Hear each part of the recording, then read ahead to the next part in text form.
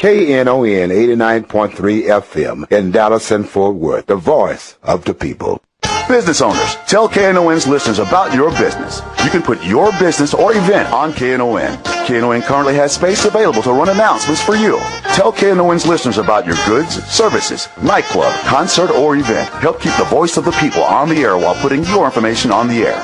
KNON's been named the #1 radio station in Dallas by both the Dallas Observer and D Magazine. Put your business with Dallas's #1 station. Call now for more information at 214-828-9500, extension 227, or extension 233.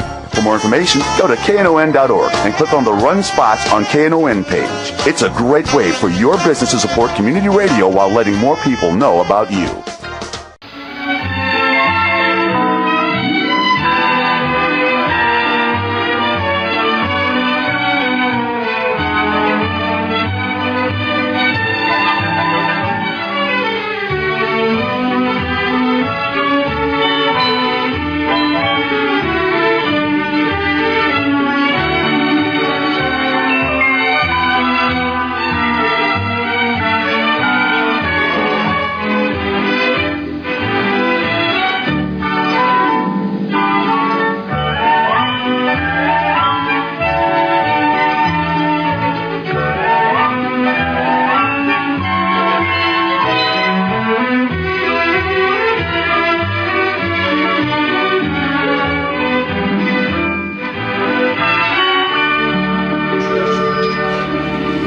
Good morning and welcome to Lambda Weekly. I'm Dave Taffet here in the studio with Lerone Landis and the very early Patti Fink, who was here doing the previous show. Yes. I never thought she'd be here, did you? Well, I thought something was wrong because I pulled up and I saw her car. I thought, well, maybe that's somebody else's car. There's no way she beat me here. Mm-hmm. So, yeah. Mm-hmm. Yep. Think again. So another history mark. I know. For Patti. I know. We have the other one recorded. I'm keeping you on your toes, is what I'm doing. You It's are. so You confusing. Anybody who knows Patti, I'm just telling our guests, anybody who knows Patti knows she is the late Patti Fink because that's... I roll in on two wheels right before we go in there. That's right. Our guests today are Mark Niermann and Brian Walker. They're with the Gay and Lesbian Fund for Dallas. And T. Hanson, she's with the Trinity River Audubon Center. And you would think that those two things have nothing to do with each other, would you? Gay people and plants. Trails. There are a lot of gay birds. Probably. Probably. That's what it is. It's the gay birds down at the Audubon Center. Have you been, Lerone? No, I have not. Have you been, Patti? No. Well, shame on both of you. Well, we're going to be going I've now. been enough times for all of you. We'll get to it. Oh, I'm going to go. Okay. Aaron and I were talking about this event that we're going to be discussing. Well, let's explain what the event earlier is. in the week, and then you're coming on the show, so I'm excited. Okay. Great. Brian. Yes. Brian is the president, chairman? Yes. President Mark's chair. So President Brian Walker. Brian, you're the president of Gay and Lesbian Fund for Dallas this year. Tell us what the event is. We're partnering up with the Trinity River Audubon Center in an effort to raise funds for some of their educational programs. Traditionally, the Gay and Lesbian Fund identifies a nonprofit in Dallas to partner up with and kind of corral our donor base to come together and raise funds for a specific cause. This year, we wanted to focus on education, and we mulled over a lot of different ideas, and ultimately decided on going with the Trinity River Audubon Center. And so, for the past several months, probably since the beginning of the year, we've been trying to orchestrate this event. And so, we're now 1 week away. It looks like it's going to be a lot of fun. How much money are you trying to raise for the center? We are trying to net $100,000. Okay. That is our goal. And what are they going to do with it? Well, hopefully they're going to help with their educational programs. About 20,000 school kids come each and every year to come learn about ecology, the environment, the importance of watershed, bird migration, and how all those things are really interrelated. And global warming, which doesn't exist. Exactly. Yeah.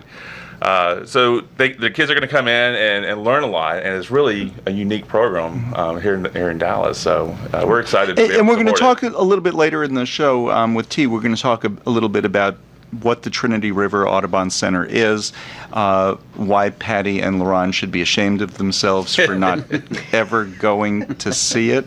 And how quickly we can redeem ourselves. And how quickly you can redeem yourself by going. October 19th is the event. It's from 7 p.m. to 11 p.m. at the Audubon Center, which is located on, it's not called Ledbetter. Poor Mayor Ledbetter. They took away his street. What is it called now? It's called Great Trinity Forest Way. It was called South Loop 12, so if your GPS doesn't have Great Trinity Forest Way, 6500 South Loop 12. Right. Or Ledbetter, Right. which those of us from Oak Cliff is what we call South Loop 12. All of it. Okay, Mark, tell us a little bit about how did the Gay and Lesbian Fund for Dallas start? And just what is it? What is this fund? Well, it's a Gay and Lesbian Fund for Dallas is a local nonprofit. Sorry, I got to get in front of the right microphone. So we are a local nonprofit with 501c3 designation from the IRS, and our mission is to highlight the philanthropy of the gay and lesbian community in Dallas. Everybody knows that the gay and lesbian community is very generous within our own community, and we also are very generous to the community at large. And everybody knows that we are very supportive of gay causes, but a lot of what we do outside of that is hasn't been visible to the larger Dallas community. And so what we try to do is highlight that generosity. And By bundling money. Exactly. And so we come up with ways of bundling money, like this event here, where we gather donors and supporters of both the Gay and Lesbian Fund, but more importantly of TRAC. And by doing that, we're able to bring a larger gift to TRAC than they would have otherwise gotten, and at the same time bring visibility where it hadn't been before. So for example, in this case, one of the things we're going to be doing is improving the pond feature at TRAC, which T will talk about a little bit later. But because of that, there will be a plaque on the pond saying it's a gift to the Gay and Lesbian Fund. And so anybody who goes to TRAC and sees the pond, they'll see that the gay and lesbian community has supported TRAC. One of the my favorite things that the Gay and Lesbian Fund for Dallas has done in the past was, and it's sadly, the Women's Museum is now closed. See, we were talking before the show, and I think it's their fault. It's not their fault. But there was the Gay and Lesbian Fund for Dallas Theater. Exactly. And so every person coming to that museum got to see that. And I just think that's so powerful to be able to see that. It's kind of startling for some folks because they're not expecting it. No, I think it's startling in anything that you all do for somebody who's not part of the gay lesbian community to see this, like, oh, that they are helping us out. Yeah. You know, that really makes a powerful statement. Now, I'm trying to think some of the other things that you did. What did you do at Parkland?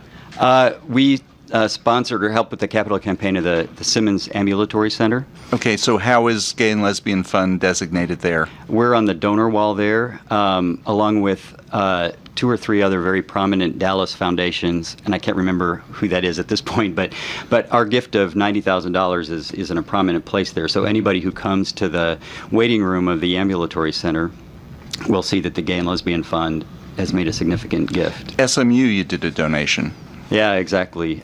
We supported the capital campaign of the new School of Education at SMU, and as a result, the dean's waiting area has a plaque that says "Gift to the Gay and Lesbian Fund for Dallas." Have you ever heard from any of the beneficiaries, not the groups at large, but maybe some individuals who had no idea that whatever cause it was, that you all helped contribute to it, and they responded like, thank you. I never thought that a gay and lesbian group would help me, or so forth. Have you ever heard from anyone or anybody? Well, I mean, even on this year's event, it's been people. We've been talking about it for many months. We were like, well, where is the Audubon Center? Well, what goes on down there? And so they just weren't aware. We're like, well, you should go check it out. It's really special. They got some really great programs. And so I think it's helping some people in our community become more aware of some of the other organizations that are out there. So that's been really, really powerful to kind of help get the word out, and kind of, Dallas has a lot of really great things happening for it. And so this is another one we get to promote. I'm sorry to interrupt you, David. I was just going to follow on with what Patti was saying. I think one of the things that makes it so compelling is that you always see the words gay and lesbian in political context or confrontational or even sexual context. And this is a way where, it's really the only way where we see the words in a real positive context that just is, they're out there as a fact of life, and it's just making a statement that the gay and lesbian community is out there helping everybody else. And I think that's a really important aspect of it. And it's my understanding, too, that the Gay and Lesbian Fund for Dallas does not fund LGBT-specific things. I mean, your purpose is to reach outside our community. That's exactly right. So your efforts actually is philanthropy outside the LGBT. Our motto is our goal is to achieve equality through philanthropy. Mm-hmm. So, and really, when you first started, the idea, I think, was that, well, people throughout the gay and lesbian community are not just donating to gay causes, they're donating to the symphony and the art museum and all kinds of other things. And some of us are even going to the Trinity River Audubon Center. And some Patti. of us, and some others are also going to try. But I know when I go to see, Dallas Summer Musicals or any show, or I always open the program and they always have the list of sponsors, and I'm always looking for, Patti Fink and Aaron Moore, lesbian, gay, and I'm always looking for that. But that's me looking for it. This way, it's more in your face. Yeah, you're exactly right. We're just harnessing the giving that's already out there and bringing visibility to it where it wasn't before. Mm-hmm. Yeah. If you go to the Dallas Museum of Art at the $50,000 level, you'll see the Gay and Lesbian Fund for Dallas on a very prominent level on the funding side. But then everyone who contributed and made that, they all get their individual recognition. So. It's a great partnership that we have to kind of elevate both of them. See, at the museum, I would have done it differently because it's on a whole wall with other things. I would have bought a painting, and it could have been the Gay and Lesbian Fund for Dallas Monet. We'll work on that for next year. I'm always good with suggestions, aren't I? You are. You're full of it. Yeah. I was going to say, we also try to, we focus on different areas because we realize that people have different interests. And so, this year it's track, like we've been talking about, to support their education programs. But as you pointed out, the Women's Museum was one of our beneficiaries. The very first one was the Latino Cultural Center in Dallas, and we've sponsored Dallas Casa. That was another big event in the Dallas Children's Theater.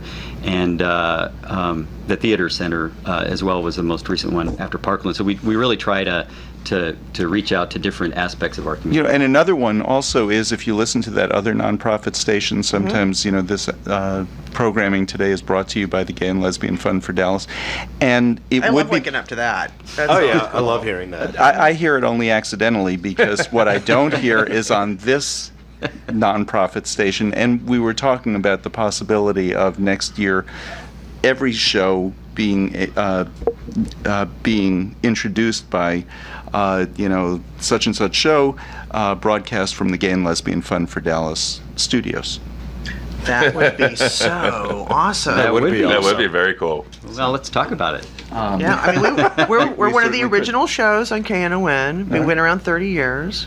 That's fantastic. They're Oldest, longest running LGBT radio show anywhere in the United States. Nice. Well, you know what? Seriously, this is how our discussions start, with working with other groups. When someone like you brings a great idea like this, it just we start talking about it, and if it makes sense, we do it. What are some of the other beneficiaries you all have had throughout the years? Because you pick a different cause every year, Yep. right? So we've mentioned SMU, Parkland, the Women's Museum, the Latino Cultural Center. We have ongoing relationships with the Symphony, the Dallas Museum of Art. Right, and so some of these are done through an event. Like this one is an event, which is going to be October 19th at the Audubon Center, the evening of the 19th, and the tickets are what, like $40? $75. $75. Where did I see 40? That was a different event. That. It's the age you wish you were. Yeah, exactly. Thank you. Patty. Funny story about that. We digress here. Always. But some of the money that you raise is through an event. Correct. Like this one. Some of the money that you raise, though, is just through ongoing. It's on your website. People make donations. The SMU one was on the website for a long time. Right. I don't know if it's still there or if you're still collecting for it. No, we wrapped that one. That one you wrapped up. Okay. But some of them are just. You can do this if you want. Another one, do you remember the Holocaust Museum exhibit? Well, they sent out letters to their. We had to raise the money like that to bring that the Holocaust exhibit about gays during the Holocaust. We had like 2 or 3 weeks to raise the money. They sent out a letter. A couple of other places did, and we raised the money for it. So now, have you all? It works. How does it work? Do you all usually contact whatever program it is, or do they contact you, or has it been a mix of both? Well, this year we had an idea. We wanted to focus on education. We thought about bullying. That might be a good option. See, we're against bullying. I really wouldn't want to be funding much bullying. So we just kind of brainstormed, and we thought about different nonprofits we could partner with, and we sent out kind of an RFP, request for proposal, and say if we corralled our base and raised money for you, how would you use it? What are your needs, and what's your purpose, and what's your function? And we had 4 or 5 full applications that came in, and then we reviewed them and interviewed some of the executive directors involved, and so track just kind of surfaced to the to the top of the list. And after looking at everything, I made the decision pretty easy. Oh, okay. But we do have groups that come to us. It's been interesting over time. When we first started, nobody knew about the Gay and Lesbian Fund, and our first event was to support Latino Cultural Center. And when we went to the Capitol campaign, the woman who was running it, Dolores Barsoon, is a very prominent fundraiser in Dallas, and we asked whether she'd be interested in working with us, and we asked with some trepidation, not knowing what the response would be. And she was very supportive and said, that'd be fantastic if you want to support us. We told her we'd do it. We had a fundraising event and raised $75,000, and it really kind of blew her and a lot of other people away.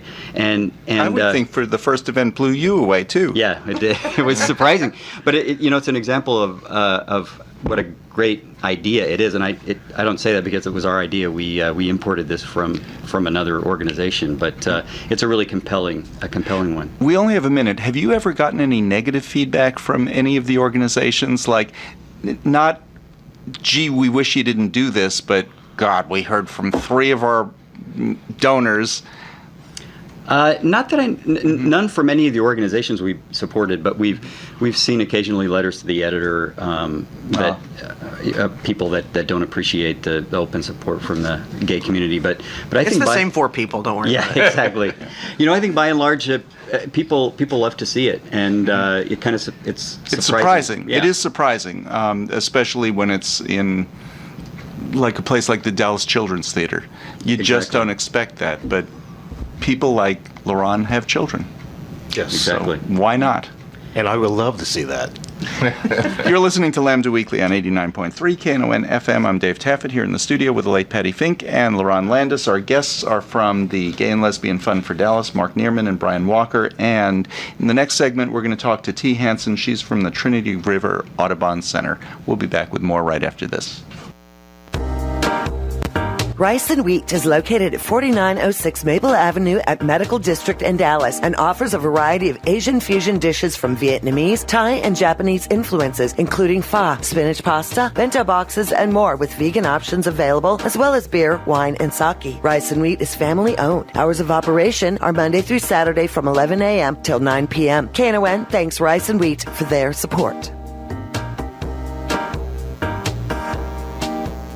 The Fair Housing Act prohibits discrimination on the basis of race, color, religion, sex, national origin, disability, and familial status. A message from HUD in partnership with the National Fair Housing Alliance. The only way to stop housing discrimination is to report it. HUD.gov/fairhousing or 1-800-669-9777. A public service message from HUD in partnership with the National Fair Housing Alliance.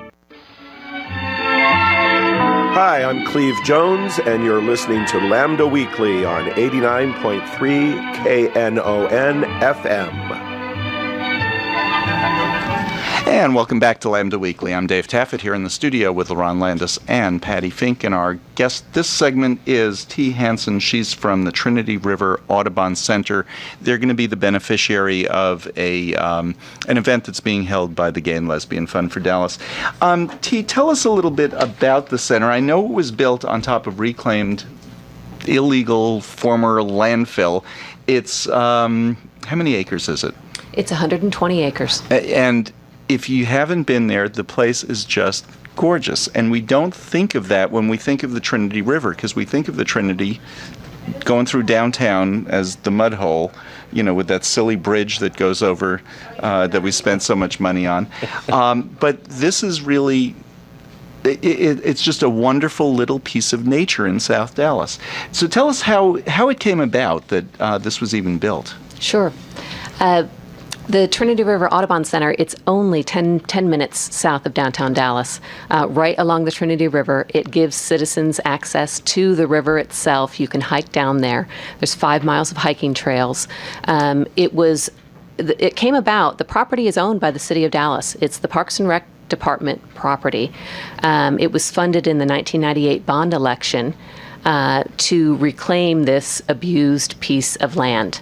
So it had been an illegal dump for years and years and years. It accumulated lots of old tires and roofing shingles. It caught on fire at one point. Wow. I hate when rivers catch on fire. The forest, the dump, the ground. Yeah, it was just stuff was bubbling up. It was terrible. But you can imagine right along the banks of the Trinity, all of this runoff, added to the pollution of the Trinity and affected the wildlife there. So the city of Dallas got together with National Audubon Society and decided that this would be a perfect place to remediate, and Audubon is interested in bird habitat. And we all know that a river is nature's highway. It is a corridor for wildlife of all kinds, including birds. So it was a perfect joint project to work together and then let everyone that lives here be able to enjoy and get outside. And the center's only 5 years old. Not even yet. It's about to celebrate Friday. its 5 years. Yeah. Yes, Friday's our 5th anniversary. Most of it is just wild with trails, but there's this wonderful building that's just, describe it. The building is stunning. It is the flagship building for Audubon in Texas. We have several centers here in the state, but this one's spectacular. It's designed by Antoine Predock, an architect out of New Mexico. We do have a LEED Gold certification, so very sustainably built. All materials were locally sourced. The Great Hall has beautiful bamboo floors, and we rent it out for weddings and corporate retreats and things like that. But it's stunning. It fits in with the environment. The building, from an aerial view, it's shaped like a bird. And that's very important to the Audubon. I mean, it looks like a bird soaring over the Great Trinity Forest. And inside the building, you're standing inside the body of a giant bird, and you look up, and the ceiling tiles are recycled material, and they're shaped like feathers. So it's a stunning piece of architecture. And part of the roof is planted to... We're at one of the first green roofs in Dallas. It is planted. There's a native prairie growing up there, lots of succulents and native grasses, so that will absorb rainfall. And then all the other surfaces of the building, we collect the rainwater, and we have a huge cistern that helps us with supplemental watering. Now, how does one access this? Is it open all the time, or is there a fee, or? You drive in and you park in the parking lot, Lerone. Hey, I don't know. I've never been there. People do have a hard time. Once you found it one time, you'll be able to find us again and again. Big sign in front says Trinity River Audubon Center. It's easy. So yes, it is easy. See, that still doesn't register a lot of people. Where these northern suburb people get confused is we speak the same language on the south side of the city as you do up in the northern suburbs, Lerone. I am from the northern suburbs. So just hop on I-75, which turns into 45 south. Head toward Houston, but you get off at Loop 12 East, 3 miles. We're on the right-hand side. Really, truly only 8 miles from downtown Dallas. And it really is all forest along there. There's one big sign that gets you in there, and you just drive down the road. That's right. It is a long driveway back to where the building sits. It's a 21,000 square foot building. And then it's only a 10-minute hike down to the banks of the river. We're on a big bend in the river. There's picnic facilities there. During the week, we're open every day but Monday, so the public can access it. And So it's not open all the time. Well, it's not open at 3 in the morning either. Well, Ron. hey, I got a kid. I got to get there when I can get there. She's not going Monday at 3 in the morning. She'll be at grandma's. Danny and I'll go by ourselves. Bring her on the weekends. I mean, the wildlife is there 24 hours a day. I mean, we see signs of coyotes and bobcat and, all the birds and raccoons and the alligator gar that live there. And you're saying all the birds. How many species of birds have you found? There's about 60 residents, that year-round residents. But the neat thing is that it's right on the Central Flyway. We call the Central Flyway between northern climates and southern. So from Canada to Mexico, Central South America and beyond, birds migrate through. It's right on the migration trail. So it's a great rest stop for birds as they come through in the spring and back in the fall. And so we see about 220 species a year that are migrating through. Great place to bird watch. Well, it's probably they have a little app for that, and they can find you, and they just stop right in. That's right. That's right. They say, that looks like good food watering hole. Let's stop. I think it's real interesting that birds have found this particular place. Is it just because before it really was pretty horrible when it was this illegal landfill? They probably tweet about it. Oh. Patti is on today. Hey, it's moving. Word is out, Now, this was part of the 1998 Trinity River corridor. Corridor bond package. Exactly. So mostly what we hear about is that dumb highway that they want to build in the floodplain. Are they going to pave the center once they get this river done? No, we're one of the first pieces to come to fruition, and it's it's very tangible, and it's breathtaking when you come, and it's accessible to all the citizens of Dallas. So, no, in fact, our trails, all of our 5 miles of trails, are very porous material. They're not even concrete trails like some of the hike-bike trails that you will see around the city. These we want to let water absorb, not create more runoff problems. So, and the birds find us because there are nine wetland ponds. The river, of course, is there. The forest. It's wonderful bird habitat. We've remediated it with all of our volunteers that come through and planted lots and lots of native species of flowers and grasses, and that's a food source. That's a water source. And when you say remediated, what did you have to do? Did they actually haul out all the junk that was there? They did. Or truckload after truckload with materials that were hauled away. The EPA was involved. The stuff that wasn't toxic, they bulldozed over to the side and created a giant berm, a trash berm really, and then covered that with soil and made a native prairie out of it. And it's a really fun part of the trail system right now because you can go see all the birds of prey hunting the field mice and everything there along that berm. So it's completely transformed. And what did they do with all the toxic stuff? Hauled it away. I mean, that's no longer there. Yeah. No toxic stuff. Yeah. Nice. Well, it sounds like quite the treasure in terms of nature in Dallas. We have the Arboretum. We've got the Audubon Center now. We have the Texas Discovery Gardens at Fair Park. So I guess you shouldn't let the butterflies that are on display there, like the birds, they shouldn't know about that, because that'd be bad. No, we had a butterfly festival just last weekend.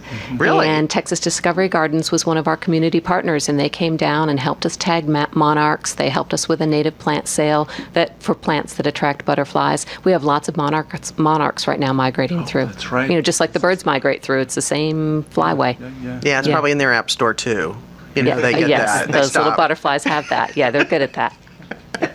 But there are lots of butterflies. I have lots of pictures of butterflies. They're not the monarchs, but do you know how many species of butterfly are there?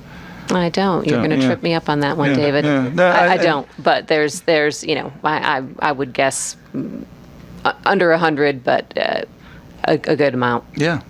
But just real pretty, some yellow ones and some, just which add to the flowers that it's just gorgeous. I just love this place. So I have another quick question. When we talk about trail, are you talking about strictly hiking, or can people bike there as well? No, we don't allow biking just because it's for wildlife observation. Lots of people coming out with binoculars, and we don't allow bikes, we don't allow dogs. There is a trail very, very close to our property that is the City of Dallas trail that is a paved concrete trail for biking and dog walking. Very, very close. It goes around the perimeter of our property and actually crosses over a brand new bridge over the Trinity. So, but our trails are for foot traffic and bird watching. So you can park your bike and then hike around. We have a bike rack right out front. You can roll up on your bike. You could float down the Trinity. We do kayak adventures now, and then get on your bike. Bike 10 miles. Okay, this is another one. Have you ever taken a canoe trip on the Trinity? I didn't even know that you could do that. Have you, Patti? I don't know how you'd stay afloat, but yeah, like no water. I was before the show when you told me you led some of them. I'm like, wow, I didn't even know we had that here. A six-man team to carry it down the ones that I've riverbed. taken have been either further up north, and then a couple of times I went from Sylvan down to Loop 12. You start at Loop 12. We start at Loop 12. This is brand new this year, Audubon River Adventures. And we put in at Loop 12 at the boat ramp there, and then it's about a 2-mile float trip down to our property where we have a brand new takeout point right at the Audubon Center. So it's a wonderful way to watch wildlife. When you're floating in the middle, they don't see you as a predator coming up from the banks. So there are lots of birds. It's peaceful. It's very beautiful, very peaceful. How long does that trip take? It takes about a little over an hour. Okay. And it really is peaceful. It's just amazing, the south part of the Trinity in Dallas. You don't feel like you're in the city at all. What are some of the plans for the center? Well, we're expanding. That was brand new. That was we've been there 5 years, and this was the first summer that we've started offering the river adventures. We also just introduced overnight camping, so scout groups can come spend the night. You don't have to drive for miles and miles. out of the city. You're so close, but you still can experience the owls at night. I want the scout troops to camp at the Gay and Lesbian Fund for Dallas Pond. That's where the drinking water is. Good. If they want any water, good. I like that. But let me also say how appreciative the Audubon is to be the beneficiary of the Gay and Lesbian Fund this year. We are a nonprofit organization. We rely on volunteers to help us with the remediation, and we obviously rely on groups such as yours to help our education and conservation program. You're making a huge difference to us. Well, that's great. It's a wonderful partnership, and we couldn't be happier to be working with you. Is it so? You've only been open almost 5 years. So has it become a regular, hotspot for field trips for schools bringing children down? That's the heartwarming thing about it, is that the school buses roll up Monday through Friday, and 100 kids a day, and it suddenly becomes a fun, noisy, crazy place that gets them out of the classroom, opens new eyes to nature. I think over 70% of our kids are DISD kids that normally, they don't have a chance to get outside like that and have a guide. Our program is a 4-hour program guided by Audubon employees, and we take them out. We tell them to dress to get dirty. They go out down to the edge of the ponds. They sample water. They look at the Trinity. They understand that their drinking water comes from the Trinity. And many adults that live here don't understand that half the population of Texas gets their drinking water from the Trinity. So they learn about water conservation, but in a very hands-on, fun way. Well, I think it's really important for urban kids, especially in Dallas, Metro Dallas, who don't get out. They might have a backyard, or they might go to the park every once in a while. But to really be out and about, that's an experience every kid needs to have. Absolutely. And unless you plan for it when you live in a big urban area, you're not going to get it. So it's great that there's something that local just to skip, down the street, so to say. Absolutely. And you can go and experience all of this. When you said wildlife, are you talking deer and stuff? Oh, yeah. Sometimes I come in to work in the morning and see deer that have just been down in one of the floodplain ponds, getting a drink that morning, and then they disappear into the Trinity Forest. It's beautiful. Wow. And the forest is huge. It's 6,000 acres. It's the largest urban forest in the United States, and you get to walk through it, and you get to see the wildlife that live there. And this sounds like a different nature experience than the zoo. Oh, yes, it is. I mean, and in fact, that's really interesting. Sometimes people will come and say, well, they'll come at noon in the summer, when it's really hot, and they'll say, well, I didn't see as many wildlife as you said live here. Well, the animals are sleeping, they're hot. They're hiding someplace as cool as can be. I mean, there may be not animals, but they're not stupid. Yeah, no kidding. Exactly. No kidding. They're off taking naps, just like I wish I was. The stupid ones are in August at 4 in the afternoon in the midday sun, walking through this place. Right. No, it's just it is native. Early morning is the time to go. Is one of the times to go. Early morning, and I think late in the day are the two best times of day to see the maximum wildlife. Now you'll always see tracks and scat. We always see coyote scat on the trails. Whenever we're out, and we point that out to kids. But yeah, it's definitely not a zoo experience. It's rough, raw, wild, native Texas landscape. So it's not a manicured, planned. It's what your backyard really looks like. It's people get to come out and experience native areas. Mm-hmm. I have a quick question about migrations. Yeah, sure. So you're on the flyway, which I think is so cool. Yeah. I'm gonna have to look that up because I want to get those apps. It's a really good idea that to be able to see what they're where they travel. So when you get a group coming through like monarch butterflies or a specific species of bird, is it possible then to time that or look on your website and see when that's going to happen so you can see them migrate? I mean, will they land and take off? And you do. You'll see flocks come through late summer.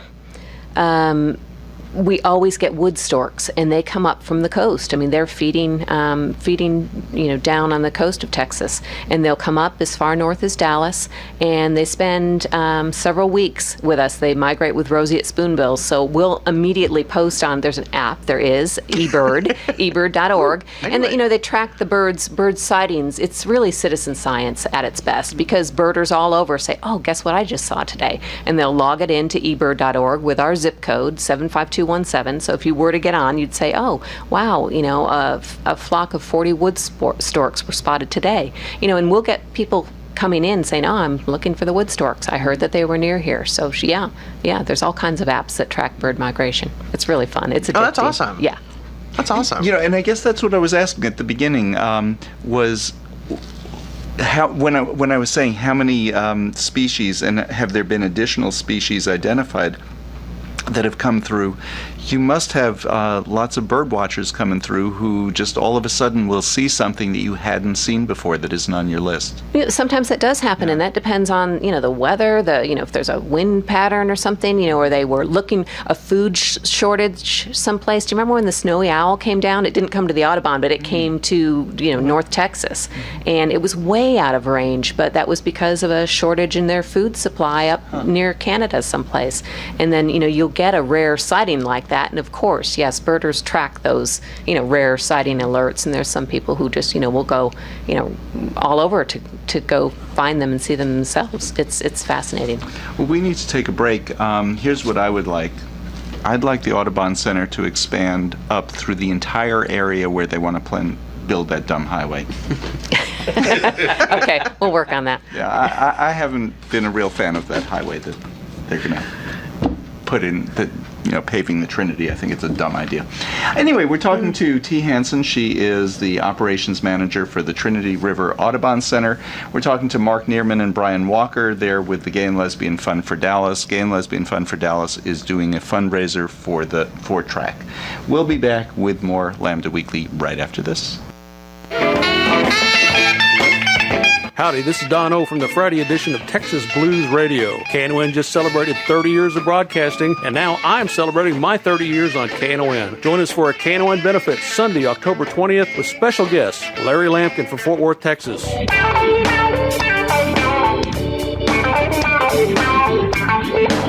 Greg Iser and the Box Kickers from Austin, Texas. And from Dallas, Jason Elmore and Hoodoo Witch. And Admission includes a free barbecue dinner from the Alligator Cafe while it lasts. So get there early. And since it's my party, there will also be cake while it lasts. That's Sunday, October 20th at Port David's Pub, 1313 South Lamar in Dallas. Doors at 4 p.m. Music starts at 4:30 p.m. Tickets available now online at knon.org, at Good Records in Dallas, and Forever Young in Grand Prairie. Tickets cost more at the door, so get your tickets early. Come on out and help me celebrate 30 years on KNON. Your ears will thank you for it. This is a KNON benefit event.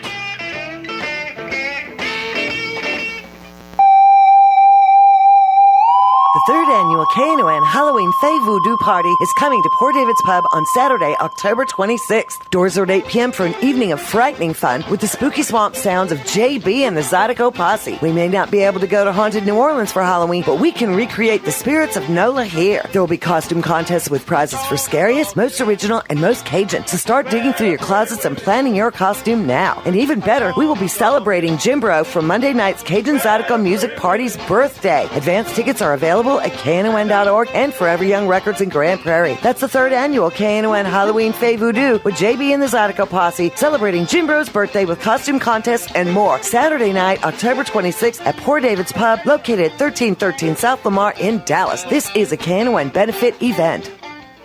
Want to find out about upcoming events at KNON? Want to see pictures from past events or need information about the station? Then you need to like the official KNON Facebook page. It's easy to find. Just go to facebook.com/KNON893. It's the KNON 89.3 FM station-produced page for Facebook. It's the easiest way to keep up with what's going on here at KNON. Like us and share with your friends today. That's facebook.com/KNON893. Accept no substitutions. This is a random person, and I don't listen to Lambda Weekly on 89.3 KNON FM Dallas. And welcome back to Lambda Weekly. I'm Dave Taffet here in the studio with the late Patti Fink and Lerone Landis. Our guests are Mark Niermann and Brian Walker from the Gay Lesbian Fund for Dallas. They're doing a fundraiser for the Trinity River Audubon Center, and T. Hanson, the operations manager with the Audubon Center, is here with us. How was that for fast? That was good. That was very fast. We're talking about some of the wildlife, how wild this place is. You know, you can see deer, you can see coyotes and bobcats. Has there ever been any safety concerns? No, actually not at all. During the day, or if you get a big group of school kids or something, you know, the noise and the vibration of them walking down the path, you know, the animals are more afraid of the humans than, you know, the humans are of the animals. I mean, it's unless you were to approach them and they had, you know, young or something like that, there's just never been any problems. No, that's good to hear. Yeah. And we talked about gay birds. Mm-hmm. And is there something special coming up with the event? That's the name of a gay bird?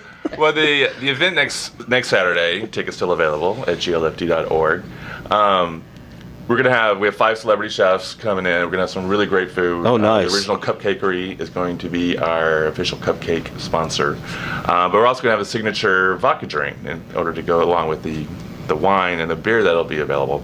I'm not sure what's in it, but I do know that it is called a hairy woodpecker. So I imagine it'll be pretty popular next Saturday. So you have to go up and say, I'd like a hairy woodpecker. Yes. You'd have to tell somebody that. Yes, you'll have to say it out loud in order to get it, yeah. Okay. And of course the bartender will say that again? I didn't hear you. No, he'll say, what, you want 3 or 4? Just a pair. Oh my God, that is hilarious. But a hairy woodpecker is a real bird. It is a real bird. It's not a real drink, but it will be. I Googled it. It exists. So, but yeah, we're excited. I think it'll be fun. Good. And the event is going to be October 19th. It's from 7 to 11 p.m. and it's at the Audubon Center. The Audubon Center is located at 6500 Great Trinity Forest Way, which is actually Ledbetter, which is actually South Loop 12. Because we have a tradition in Dallas. We want to, extra. As soon as you know where you extra are, twist the mind. You change the name. Yes. Right, and we all call it something different. See, I think that most cities have those. Like in Austin, they're traps for foreigners. Because you used to be you landed at the airport on Manor Road, and then they'd know you weren't from there because he'd say Manor Road. In Dallas, we just changed the name. We would give it 6 names. Totally. Yeah. And then you can know when you're not here. It's all about branding. So. It is. Yes. haven't thought about it like that, but it is. Well, I still call it Industrial Boulevard. Stubborn. And I don't call it the Margaret Hunt Hill Bridge because I don't like them. It's the Angela Hunt Hill Bridge.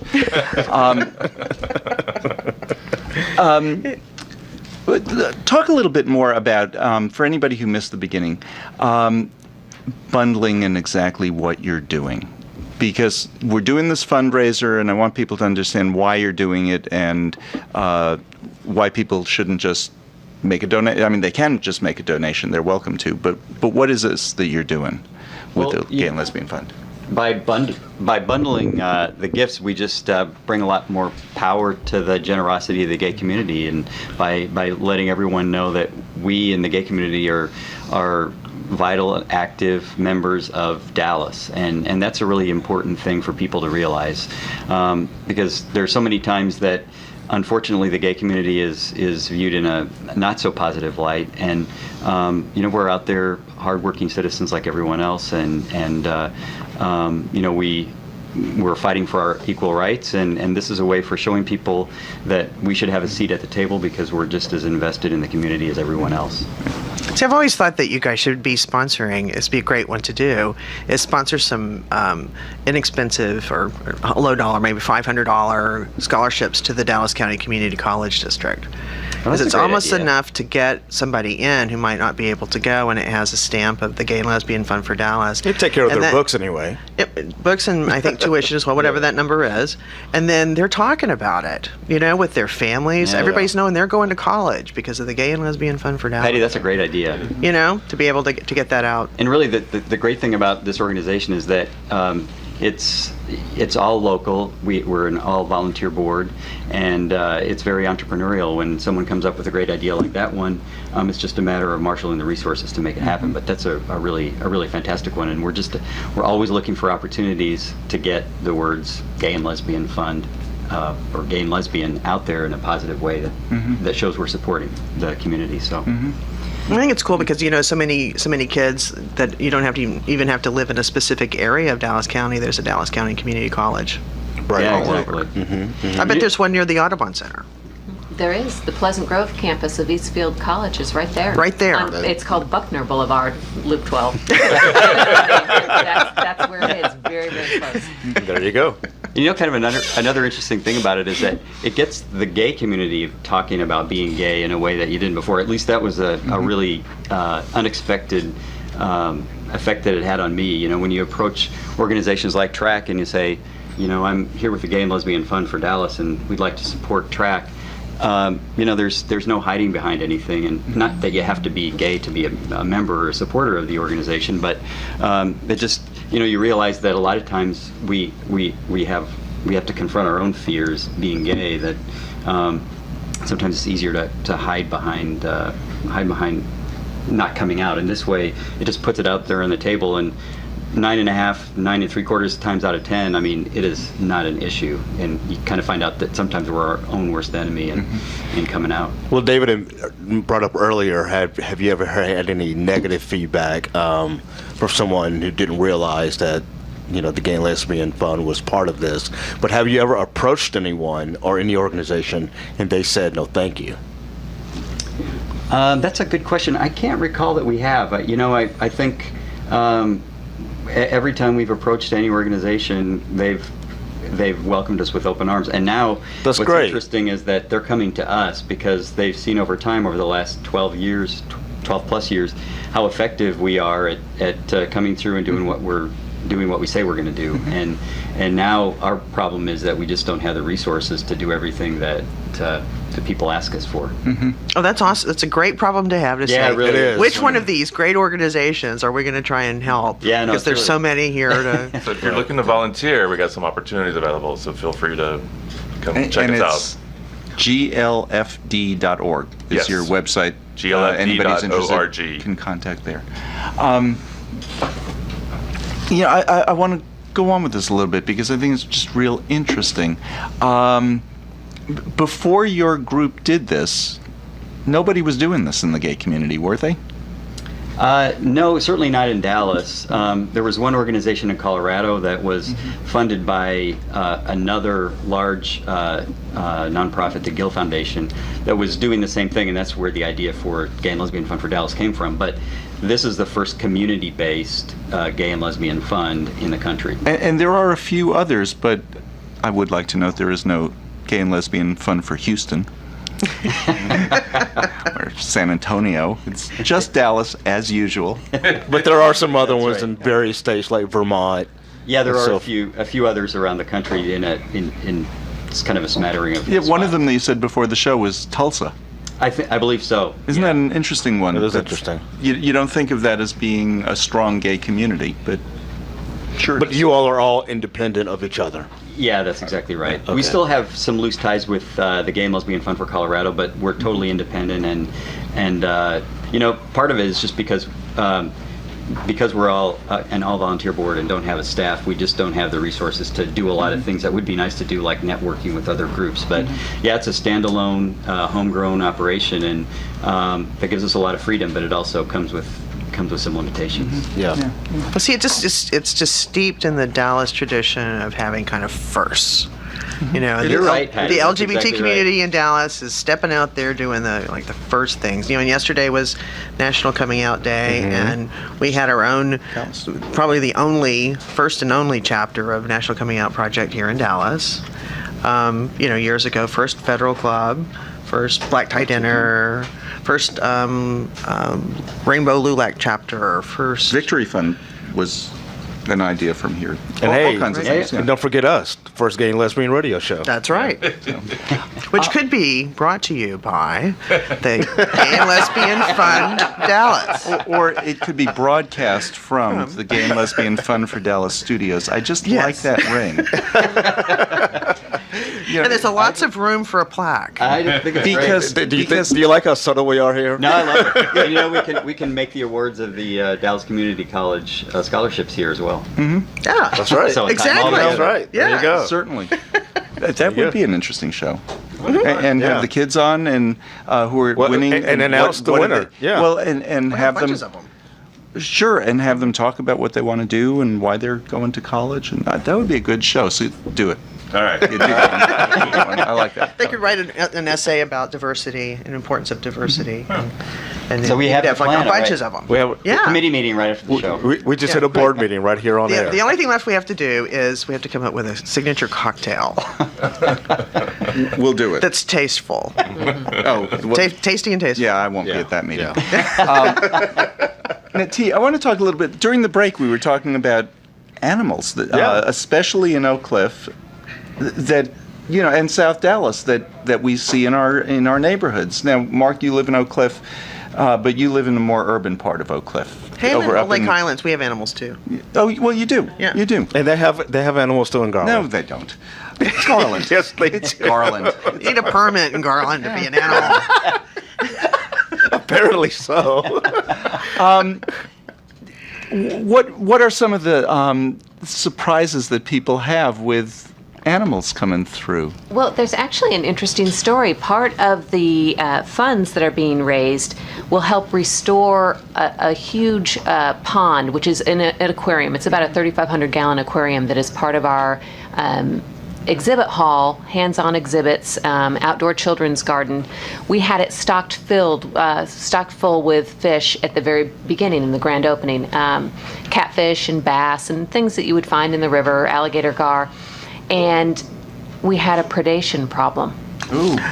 They were sneaking little snacks, weren't they? They were. Wow. So, and it wasn't the birds, it wasn't the herons and egrets, but we discovered a family of river otter that were living down by the river, and it was just easy pickings to come clean out this 3,000-gallon pond. And how can you get mad at river otters? They're so cute. I know, they're adorable. They really and they're still are. around. We get to see, we'll see their nests. There's a bunch of cattail, and you can see where they've been, nesting their whole family. But they're on there. probation. But that was one of the reasons when it got all of our stock was wiped out by the river otter. That's one of the reasons we need to bring this pond back online and have some. So how are you going to protect it? There's some netting, screening. We're putting a shade structure up over it. We're changing some of the circulation in some of the gunite And signs. put up a sign, no otters. That's right. Yeah. They read. We have smart otters. One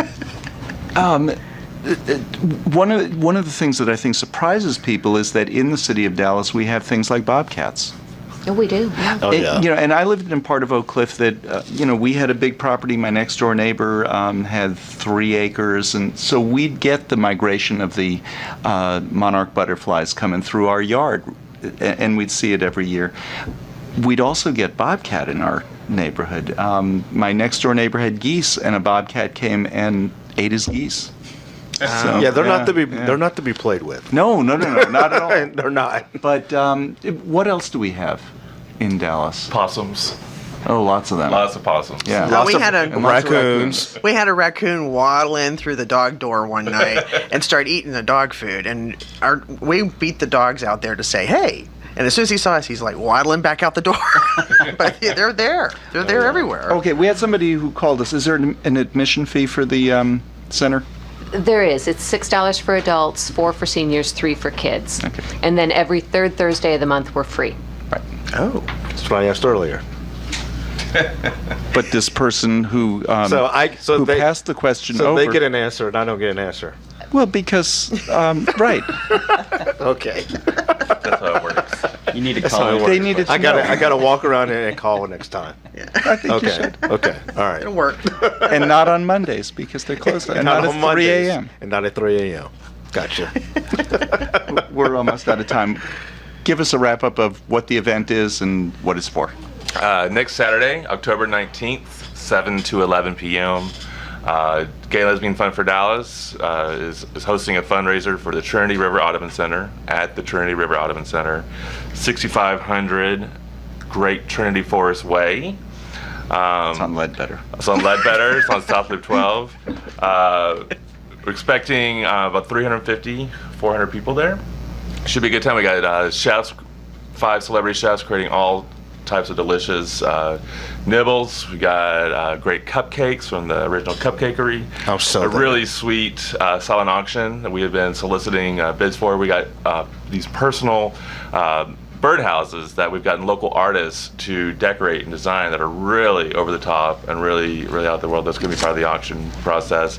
So that your resident birds can say, "Hey, Exactly. party at my house This will tonight." these will be the best looking birdhouses in the neighborhood if you should bid on one and get And it. it's in the evening, so that's one of the best times to see some of the wildlife. It's a full moon. Actually, it will be beautiful over the forest and the ponds. Yeah. Ooh. And we're going to it's have gonna be pretty. stargazing and nature walks for people who come out there too. So you can really experience the center. For more information, gldf.org. GLFD. GLFD. Gay and Lesbian Fund for Dallas. And you're also on .org. Facebook. We're on Facebook, facebook.com/GLF Dallas.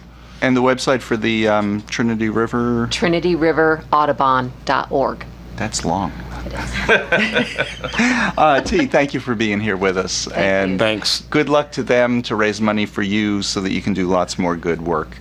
And that brings us to the end of another Lambda Weekly. We'll be back with more next week. See ya. Thank you. Thanks, great show.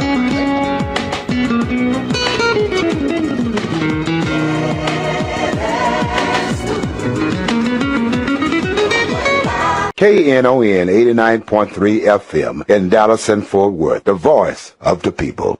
Business owners, tell KNON's listeners about your business. You can put your business or event on KNON. KNON currently has space available to run announcements for you. Tell KNON's listeners about your goods, services, nightclub, concert, or event. Help keep the voice of the people on the air while putting your information on the air. KNON's been named the #1 radio station in Dallas by both the Dallas Observer and D Magazine. Put your business with Dallas's #1 station. Call now for more information at 214-828-9500, extension 227, or extension 233.